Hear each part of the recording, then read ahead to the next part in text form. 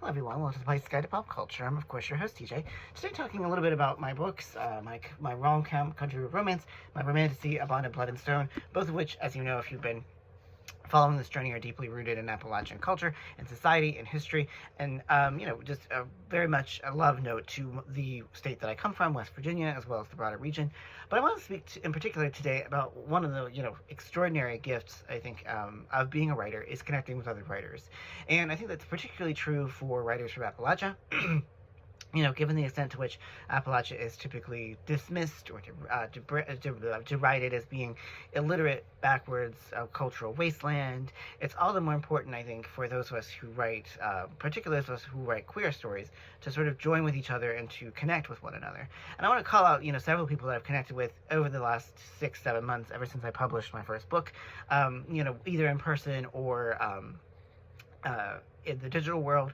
I want to speak, of course, of Willie Carver, the sort of patron saint of queer Appalachian writing, but also Dr. Christina Fasanik, who welcomed me to the Northern Appalachia Writers Conference and the organization as a whole, and the whole bunch of other folks. There's just too many to list because I don't want to get sort of bogged down too much in that.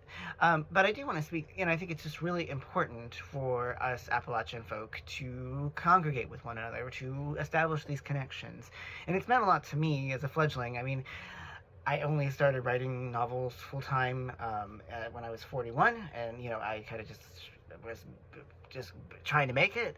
And one of the great and unexpected but most wonderful things that I've been granted is to connect with these folk, to speak to them, to share our work, to sort of share what it's like to be an Appalachian, writing our stories, conveying these things to the general public, is a real, extraordinary thing. And kinship is really vital for Appalachians, and I think that, we obviously have our biological kin, but I think these found families that are so important to both queer folks, but also especially to writers and to queer writers from Appalachia, makes these kinds of connections all that much more valuable, really.